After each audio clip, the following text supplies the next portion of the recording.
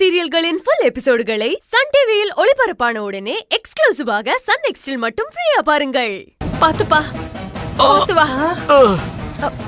ஐயோ ஐயோ ஐயோ கடவுளே, எப்படியா போலீஸ்காரங்க கண்ணு மணி தெரியாம அடிப்பாங்க? ஐயோ ஏப்பா, போகும்போது எப்படி வெள்ளை வெடி சட்டை வாட்ச் மோதிரம்னு எப்படி ஜம்முன்னு போனீங்க? ஏப்பா உன்னை இந்த கோலத்திலயா பாக்கணும்? என்னப்பா இப்படி பண்ணிட்டாங்களே?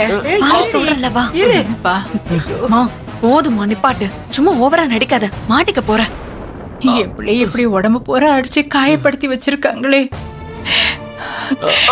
நான் என்ன பண்ணுவேன்? ரொம்ப வலிக்குதாப்பா? நான் போய் ஒத்தடம் கொடுக்க ரெடி பண்ணி எடுத்துட்டு வரேன்.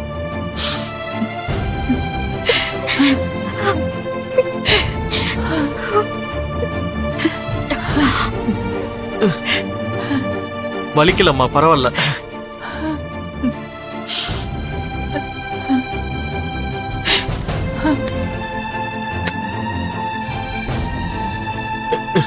ஏங்க மருந்தெல்லாம் வேணாங்க, வேணாங்க.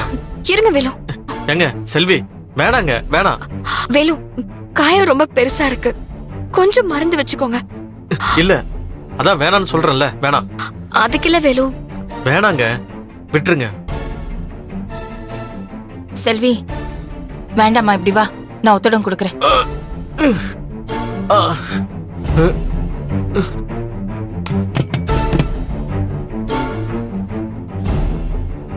வேலு கொஞ்சம் பட்டனை கழட்டுப்பா.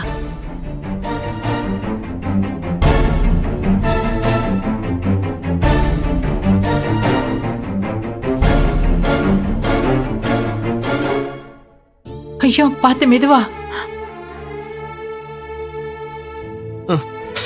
ஐயோ பாத்துப்பா, வலி கொஞ்சம் பொறுத்துக்கப்பா, கொஞ்சம் மெதுவா மெதுவா பண்றேன். இப்படி என் பிள்ளைய மாட்டு அடிக்கிற மாதிரி மனசுல ஈரமே இல்லாம அடிச்சிருக்காங்களே. ஐயோ, இந்த முகத்தை பார்த்தோம் அந்த போலீஸ்க்கு இவன் அடிக்க எப்படித்தான் மனசு வந்துச்சோ தெரியல.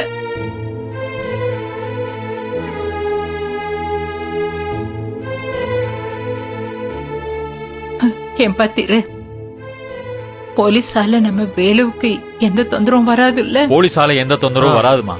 நான் அந்த இன்ஸ்பெக்டர்கிட்ட எல்லாம் பேசி சமாதானப்படுத்தி தான் வந்திருக்கேன். ஆனா நம்ம இது வரைக்கும் கட்டி காத்து இந்த வீட்டோட மான மரியாதை தான் எல்லாமே ஒரேடியா போயிடுச்சு. விடுப்பா, நடந்தது நடந்து போச்சு. இனிமே இந்த மாதிரி நடக்காம பாத்துக்கலாம். எப்படிப்பா விட முடியும்? இவன் முன்கோவக்காரன், நல்லது எது கெட்டது எதுன்னு தெரியாது. அதனாலதான் இத்தனை வருஷமா வேலு எதிலுமே இறக்கி விடாம இருந்தேன். அதுக்கு பதிலா நானே எல்லாத்தையும் பேசி சமாதானப்படுத்திக்கிட்டு இருந்தேன். ஆனா இன்னைக்கு புதுசா நிர்வாகம் பண்றேன்னு போய் எல்லாமே தலைகீழா மாறிடுச்சு.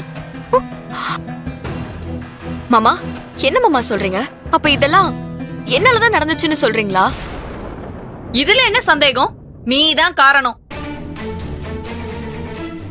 உன்னாலதான் வேலு இன்னைக்கு இந்த நிலைமையில வந்து உட்கார்ந்துருக்காரு.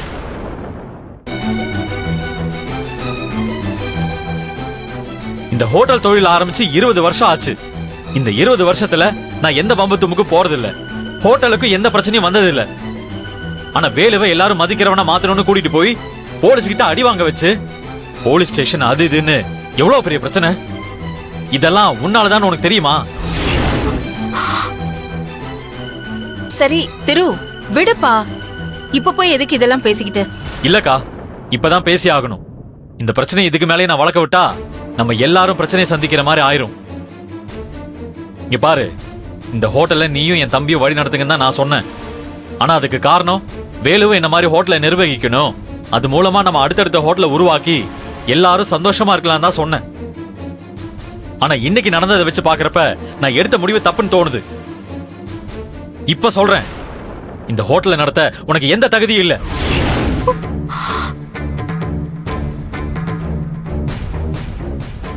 ஏ கீர்த்தி, இன்னைக்குதான் மாப்பிள்ள கரெக்டா பேசியிருக்க. வாழ்க்கையில ஒண்ணு மட்டும் நல்லா தெரிஞ்சுக்கோ, எந்த விஷயமா இருந்தாலும் பக்குவமா ஹேண்டில் பண்ணும்.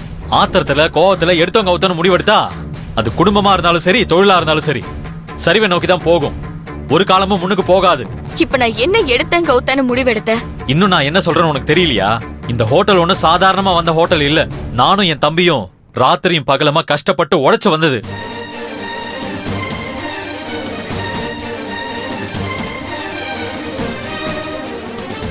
அப்படி கஷ்டப்பட்டு உழைச்சு உருவாக்கி கொடுத்த ஹோட்டல நான் உங்ககிட்ட ஒப்படைச்சது அது இன்னும் நல்லா வரணுங்கிறதுக்காக தான். இப்படி இழுத்து மூடுற சூழ்நிலைக்கு வர்றதுக்காக இல்ல. அத நான் ஒரு நாளும் விட மாட்டேன். இனிமே ஹோட்டல்ல நானே பாத்துக்கிறேன். மாமா நான் வந்து அம்மாடி செல்வி, ஹோட்டல் நடத்துறதுக்கு புத்திசாலித்தனம் மட்டும் இருந்தா பத்தாதும்மா. அதுக்கு பொறுமை, சகிப்புத்தன்மை எல்லாமே வேணுமா. அது இல்லாம ஹோட்டல் நடத்தினா இப்படித்தான் ஏதாவது ஒண்ணு கிடக்க ஒண்ணு ஆயிடும். இப்போ எல்லாரும் என்னத்த சொல்ல வரீங்க? இன்னைக்கு நடந்த காரியத்துக்கு நான் தான் காரணமா? செல்வி, நான் சொல்றத நீ தப்பா எடுத்துக்காதம்மா. நீ எல்லாத்தையும் வெட்டு ஒண்ணு துண்டு ரெண்டுன்னு பேசுவ. அவனும் அப்படிதான். இவன் முன்கோவத்துல எல்லாத்தையும் எடுத்தோம் கவுத்தோன்னு பண்றவன். ஆனா திரு அப்படி இல்லம்மா. எப்போ எப்படி யார்கிட்ட பேசணும் யார்கிட்ட பேசக்கூடாது, என்ன பேசணும் என்ன பேசக்கூடாதுன்னு எல்லாமே தெரிஞ்சவன்.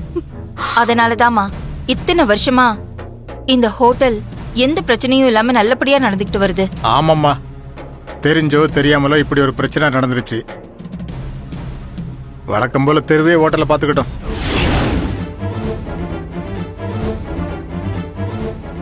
பாத்தியம்மா செல்வி, இன்னைக்கு ஹோட்டல்ல ஒருத்தன் குடிச்சிட்டு வந்து உன் கையை பிடிச்சி இழுத்திருக்கான். அதை பார்த்துட்டு நாளைக்கு நிச்சயமா இன்னொருத்தனும் வருவான். அதை பார்த்துட்டு இவன் சும்மா இருப்பானா? திரும்பவும் அவனை அடிக்க போவான். திரும்பவும் இந்த மாதிரி போலீஸ் கேஸ்ன்னு இன்னொரு தடவை இவனை இந்த மாதிரி ஒரு நிலைமையில பாக்குறதுக்கு எங்களுக்கு தெம்பு இல்ல.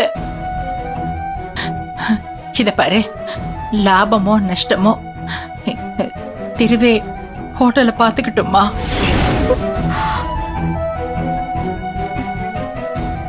நாளையில இருந்து நீ ஹோட்டல் பக்கம் வர வேண்டாம். பழையபடி நானே ஹோட்டலை பாத்துக்கிறேன். என்ன மாமா, இன்னைக்கு நடந்த விஷயத்துக்கும் நான் ஹோட்டலுக்கு வரக்கூடாதுன்னு இப்ப நீங்க சொல்றதுக்கும் என்ன மாமா சம்பந்தம்? என்னால ஹோட்டலுக்கு ஏதாவது நஷ்டமாச்சா? இல்ல உங்களுக்கு வர லாபத்தை விட இன்னைக்கு கம்மியாச்சா? எதுக்கு இந்த விஷயத்தையும் நான் ஹோட்டலுக்கு வர விஷயத்தையும் நீங்க முடிச்சு போடுறீங்க? ஏன் புருஷன் எதுக்கு முடிச்சு போடணும்? எல்லாத்துக்கும் சம்பந்தம் இருக்கு. அதான் இவ்ளோ நேரம் எல்லாரும் சொல்லிட்டு இருந்தாங்கல்ல, ஹோட்டல் நடத்துற தகுதி உன்கிட்ட இல்ல. தகுதியா? என்ன தகுதி? அந்த பொறுக்கி ராஸ்கல் என் கையை பிடிச்சு வம்பு பண்ணா, அத நான் தட்டி கேட்டேன். அது உங்க அகராதியில தகுதி இல்லைன்னு அர்த்தமா?